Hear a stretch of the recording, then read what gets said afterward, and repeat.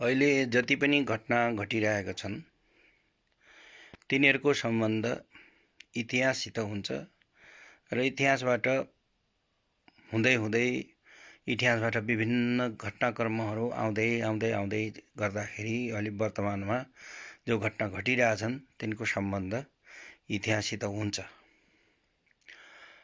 प्रसङ्ग रुस र युक्रेनको लडाईँसित सम्बन्धित हो। त्यहाँ सबैभन्दा पहिला बुडापेस्टमा युक्रेनका राष्ट्रपति, अमेरिकी राष्ट्रपति र रसियाका राष्ट्रपतिले भेट गरेर एग्रिमेन्ट गरेका थिए।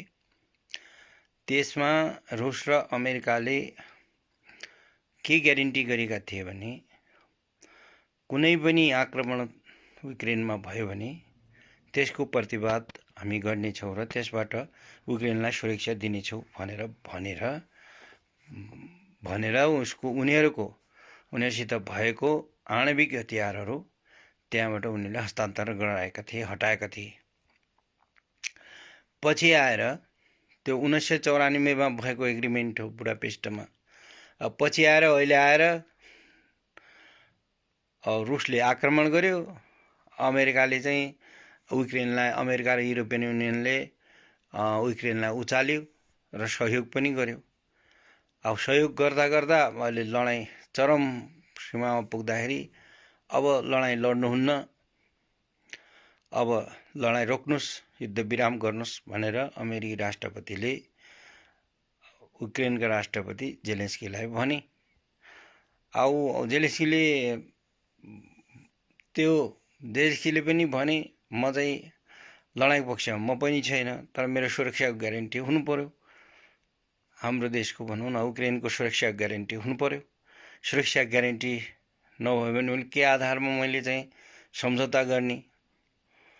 अब यता कुरो बुझ्दाखेरि अमेरिकाको अब $350 अरब त्यहाँ फसिसकेको छ, त्यहाँ खर्च भइसकेको छ। त्यो पैसा पनि मलाई फिर्ता देऊ, त्यो दिन सक्दैनौ भने तिमीसित भएको रेयर अर्थ देऊ भनेर अमेरिकाले भन्यो। यही कुरा हुँदै जाँदा अमेरिकामा चाहिँ अब युक्रेनका राष्ट्रपति त्यही किसिमको फाइनेन्सियल डिल भन्ने एउटा त्यहाँको अमेरिकी फाइनेन्सियल डिपार्टमेन्टले पठाएको एउटा चिठीमा दस्तखत गर्नलाई अमेरिका गए।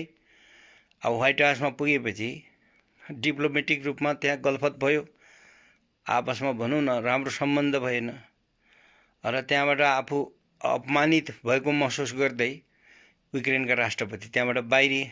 उनी युरोपियन कन्ट्रीहरूमा गए, इङ्ल्यान्ड गए, अब जर्मन गए, अब कहाँ गए। त्यहाँ गएर चाहिँ त्यहाँका देशहरू, युरोपियन देशहरूले चाहिँ, युका देशहरूले चाहिँ तिनलाई हामी सहयोग गर्छौँ भनेर भने, आश्वासन दिए, केही ऋण पनि दिए।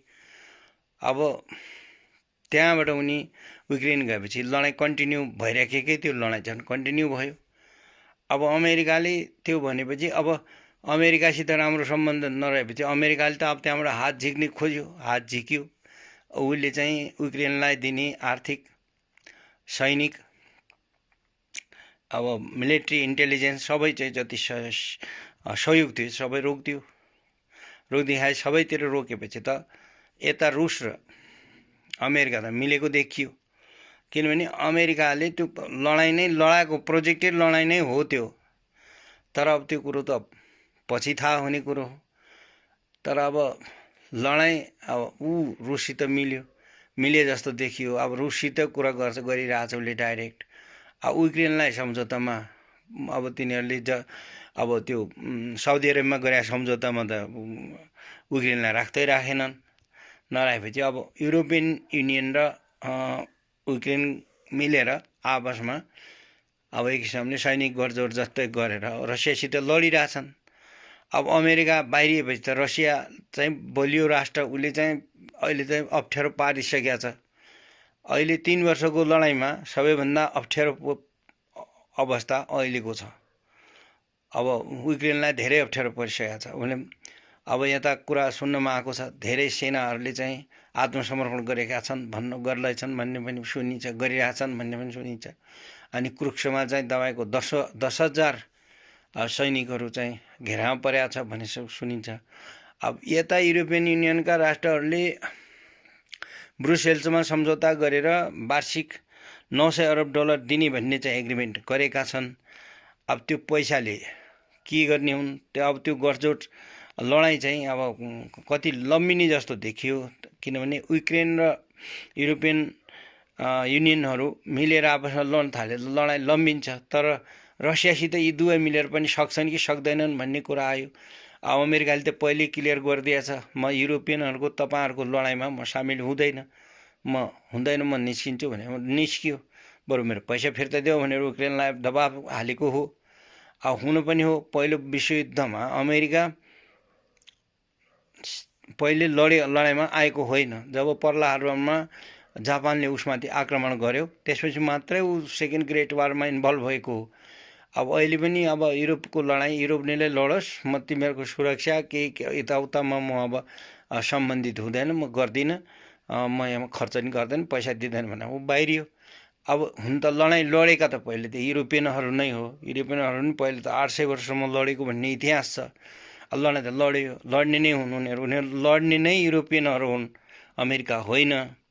तर पनि अहिलेको हालत गर्दाखेरि युरोप र युक्रेन मिलेर पनि अब रसियासित सक्ने स्थिति खासै देखिएको छैन, सक्छन् कि सक्दैनन्। तर लडाइँ चाहिँ लम्बिन्छ जस्तो छ र अहिलेको अवस्था साह्रै भयावह। ग्रुप मिलिसकेपछि अब ग्रुप लडाइँ हुने भएपछि रसिया एकतिर अनि युरोपियन र युक्रेनी एकतिर भएपछि सायद थर्ड ग्रेट वारको चाहिँ खतरा हुने सम्भावना देखिन्छ। तर पनि त्यसो नहोला, किनभने सबैले अन्न खाएकै छन्, त्यसो नगर्लान्। यही बिचमा चाहिँ रसियाका राष्ट्रपति भ्लादिमिर पुतिनले चाहिँ टेलिभिजन सम्बोधन गरेका छन्। उनले भनेका छन् युरोपसित हाम्रो कुनै केही दुश्मन छैन, युरोपका जनतासित हाम्रो कुनै नराम्रो छैन, युरोपका जनता हाम्रो जनता एउटै हुन्, जनतालाई सखाप पार्ने, जनता सिद्ध्याउने हाम्रो कुनै लक्ष्य होइन। युरोपका नेताहरू राम्रो नभएर यो गलफत भएर यो झगडा भएको हो। अब हामीले तपाईँहरूको जग्गा जमिन कब्जा गरेर हामी के पाउँछौँ, हामीसित अलरेडी तपाईँहरूमा धेरै जग्गा छ, तपाईँको युरोप जति त हामीसित जग्गा छँदैछ, नेचुरल रिसोर्सेस हामीलाई पर्याप्त छ, हामी धनी छौँ, हामी तपाईँको आउँदैनौँ, हामीलाई त्यसै गलफत पारेर यो झगडा गराइरहेछन्, त्यहाँका नेता ठिक छैनन् भनेर उनले चाहिँ टेलिभिजन सम्बोधनद्वारा गरेका छन्। अब यसले के असर गर्छ, तर लडाइँ चाहिँ चर्किँदै गएको छ अनि यसमा बढत चाहिँ रसियाको हुँदै गएको छ। अब युक्रेनको हालत के हुने हो, यो सबै भोलिका दिन त साह्रै अप्ठ्यारा र अनिश्चित भए जस्ता देखिन्छन्।